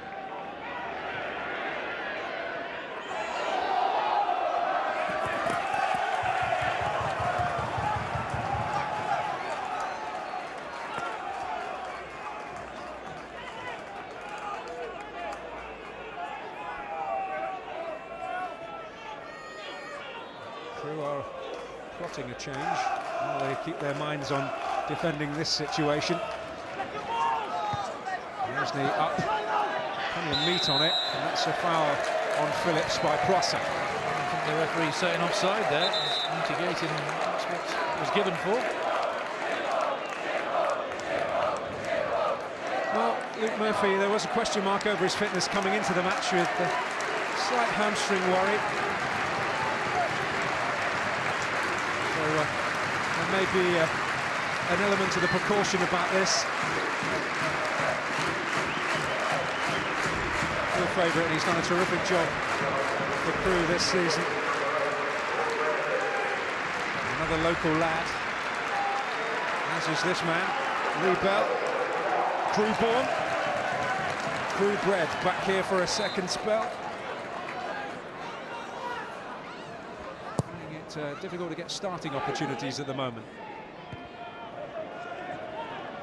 Powell's winning his fair share as well, but nobody's latching on at the moment.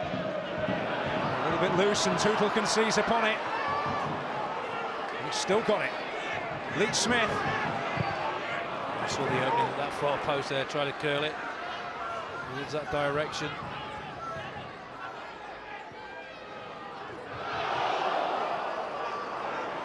Tootle round the back again, but it's beyond more. Gilbert now for Hall. Mosley. Eastwood. Plenty of potent weapons, it's just can they be given some ammunition? Southend's attack. Here's Eastwood. Need a second invite there. And Hall can pick up the pieces here for Southend. Mosley coming in to attack it. Probably their best delivery of the game there from Hall.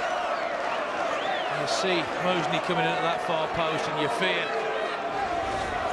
you might just get something out of this cross. You don't close it down particularly well.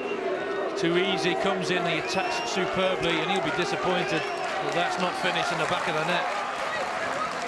He is influencing this team.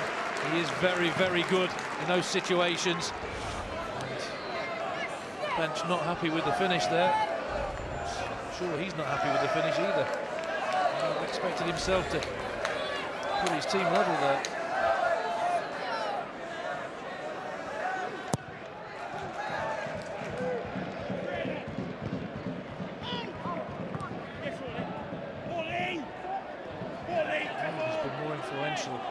Second half, in the first half, he's been involved in everything. He's winning a fair share in the air, he's setting things up for his teammates.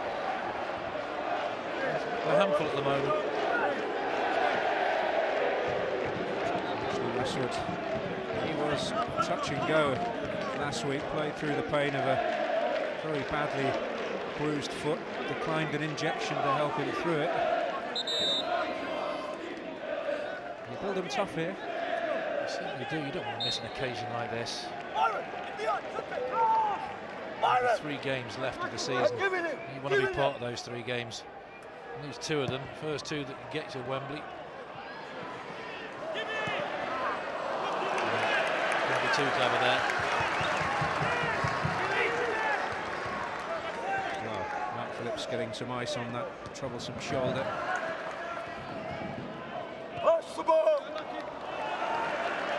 Just giving the ball away a little bit at the moment, Crewe. Just sense they are feeling a little bit nervous. They've got that 1-goal lead, and if they keep hold of that, then you fancy themselves going down to Southend, because they'll have to come out and try and get something out of it. Southend, and we've seen how good they are on the counter, Crewe. A number of players who can really hurt you in the final third. Like this man, Powell. That's ever Anthony Grant across. He can't believe that a free kick has been given against him. Grant saying, well, I think you ran into me. You see, he picks it up there, strides forward. It's a free kick. It is. Comes across, doesn't get the ball, makes contact with the knee. You see how important Grant is to Southend's cause.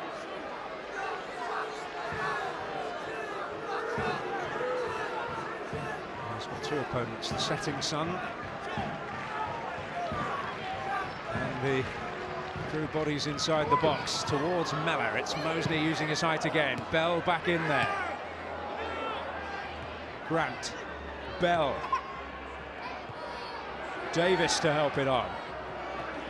Mosley, oh, he wishes he had done that from the goal. He just let Dugdale get a start on him. Just half a yard, that's all it was. Well, it is only his second year as a professional. Mosley has been playing in amateur football in France before that. Historic effusive saying he has got the ability to play at the top level. But there are a few rough edges even at 24 still to be knocked off. I think there's a lot of players with rough edges around 30 as well, but you know, if they've got that ability and that spark that can get you something, you play them. I think at 24 he's probably got less experience than some of the Crewe teenagers of professional football. You put up with the rest. Almost. In this case. That's tested Paul Sturrock's patience quite a bit at times. Fair play to Paul Sturrock, that he keeps playing him. He obviously realises the ability that he can do a job for his team. Keeps him in there, puts up with things like that he can do. Ball. Mosley's gone down off the ball just in front of us. It's Eastwood trying to find a way through. Another very important contribution from Adam Dugdale. Let's try to see what happened there. Incident. It was a corner of the eye job after the play had moved upfield. It's all right. You see him go off because he has been a potent threat in the second half. Now Crewe making a change. Luke Smith, he's one of those who's caught the eye tonight, coming off and replaced by another off the production line. 17-year-old Max Clay. Well, he's getting a standing ovation from this crowd, understandably. I've really been impressed with him, enjoyed his performance, enjoyed what he gives the team. As you can hear from the reaction to Max Clayton's arrival, he's a real favourite.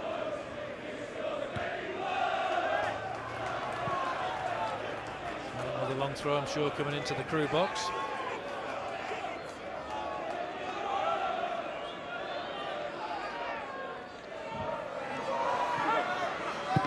And Phillips in a bit of trouble, but he hangs on bravely. He got himself lucky there, didn't he? Those long throws really cause massive problems, no matter what level of football you're at. It's a long, long ball, bounces in front of him, and he's got enough about him just to grab onto that ball just before two Southend players are about to tap it over the line. Good goalkeeping in the end. Little bits of luck that you get in games. Well, one of the close calls to more of a problem. Had it gone in, it wouldn't have been an issue, would it? From the throw in. But there we are. I'm sure Steve Davis knows all about that long throw, and there haven't been many times it's been allowed to come in because they've not been giving throw-ins away, because probably they realise how dangerous they can be, as we just saw.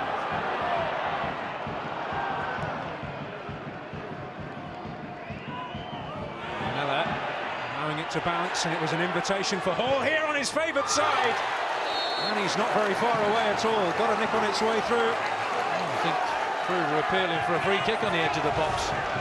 Well, they're knocking on the door there. That's a foul for me. Clearly a foul. Nudged him in the back, and that's a really good save. Fingertips. There, it's a foul. Clear, simple.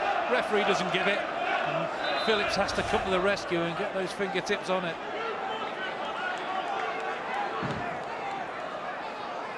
Played his part. Really looking to pour oil on some troubled waters here. Well, I think he's had a good game, but that's probably the one mistake he's made. That was a free kick. There was a clear push in the back, no intent, and he got away with it, and they nearly benefited Southend. He's poised to attack this from the back of the box. Phillips is poised to deal with it emphatically. That's Grant. More away. Well, anywhere will do. Barker's got a look after that. Here's Coercy. He's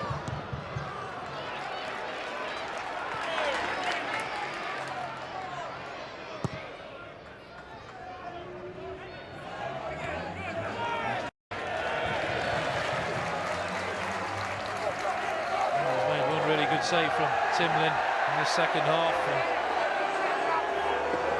Caught out by that long throw, but not enough about him to pounce and just grab it before the Southend players could get a toe end on it. Foul.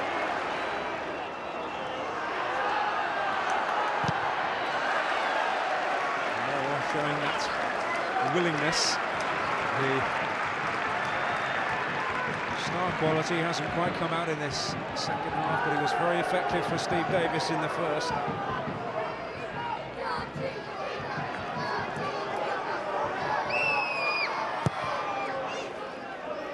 Well, history in this fixture this season suggests that Crewe have to absolutely positively stay switched on here. Southend scored 2 goals in the last 3 minutes in the league fixture at Gresty Road. They're pushing very, very hard at the moment, and Crewe are just getting rid every possible time they can and just launching it down the field for Clayton to chase. Westwood. Here's Tootle. He's not going to get a free kick.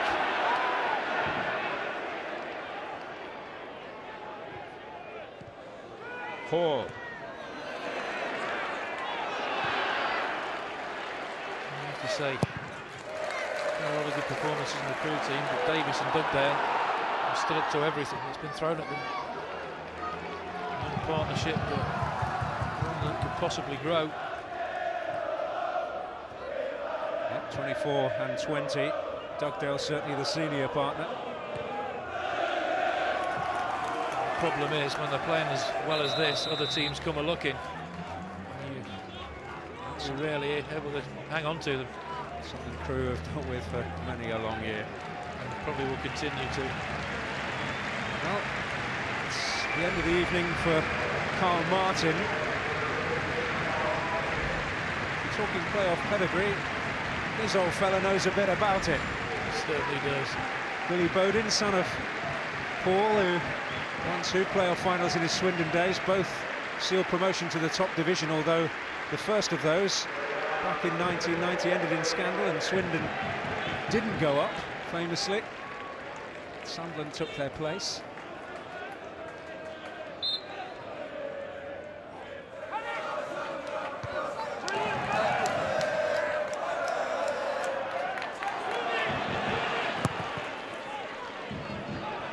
Clayton.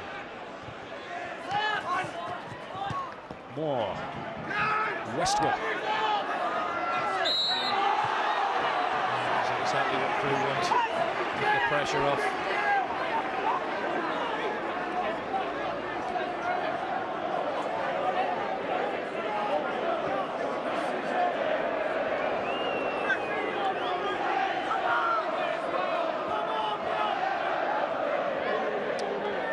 indication that there will be 4 added minutes. Pretty much to norm, 4 minutes.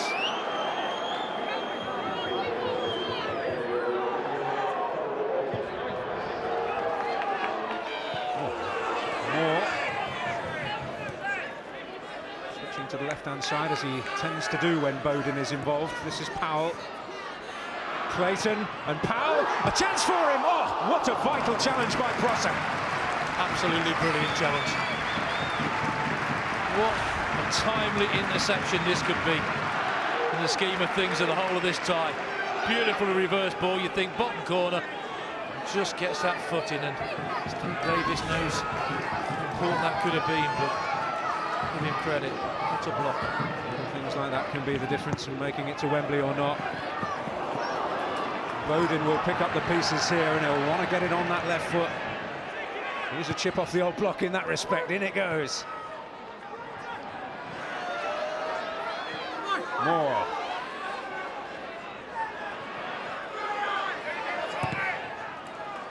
Powell will hope to latch onto it, but Timlin gets there.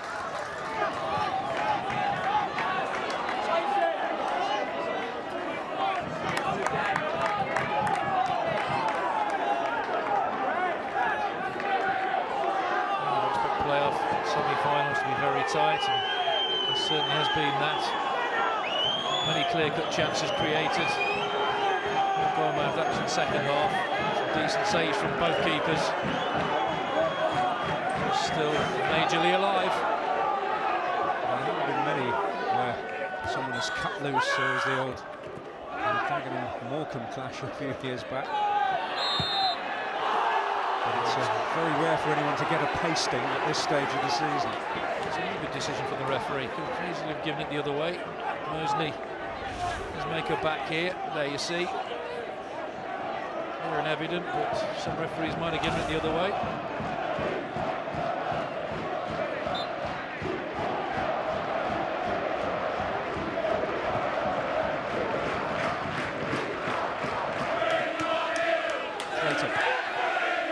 Moore.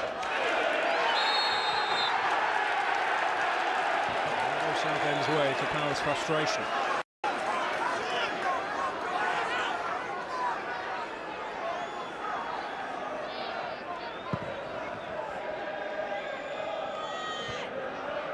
Bell's header that time.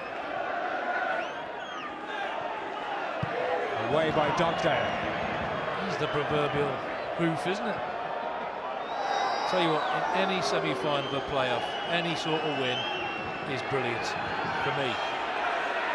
Yeah, the home supporters maybe want another goal, but 1-0 going into the away tie, still think it's pretty good if it stays like this. Coessy. Mosley. Timlin thought about it. Grant. Oh, and Timlin could be in here! Oh, and Eastwood arriving on the scene. And a late scare for Crewe to survive. Hearts in mouths for the Crewe fans behind that goal. Kate the Wars, Timlin, they must have feared the worst. They worked this really well, Southend. It's a beautiful ball. He's onside, doesn't connect at all, and they nearly get lucky with the rebound. Comes off Timlin's backside here. There, great opportunity. Tries to get out of the way, smashed onto his backside, and the chance is gone. And again, it's little things like that that you look at over 2 games and think, well, if only. Eastwood looking to put pressure on. Davis away. Awkward again for Prosser.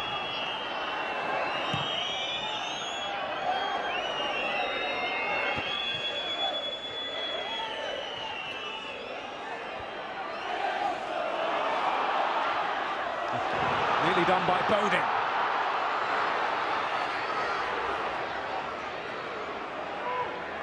Moore. Well, plenty over the 4 minutes. But there it is, at the halfway point. It's Crewe Alexandra who have the edge. Steve Davis satisfied, a central defender in his day, and it's one of his central defenders that has come up with a goal that may yet prove priceless. One of the unlikely heroes, but he popped up from a set piece to head home in the second period. Southend had their moments, caused some scares right at the end, but the tie still very much in the balance. Paul Sturrock's side having momentum coming into this, with 5 clean sheets, 4 wins out of 5, but it's not to be this evening, although the tie is still very much alive. Southend will believe. They have terrific away form, but home form has been impressive too. They were real automatic promotion contenders for a long, long time this season. And it's certainly just a slender advantage for Crewe. Gary, sum it up.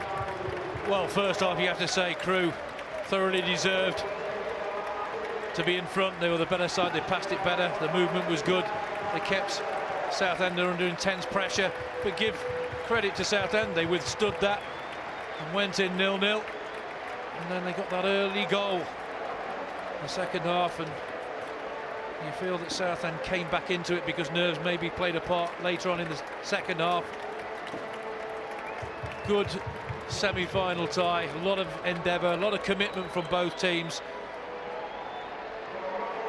Well, let's hear from the man who made the difference tonight in the first leg. Adam Dugdale is with Pat Davison. Adam, well played, only half-time in the tie, but are you just where you want to be?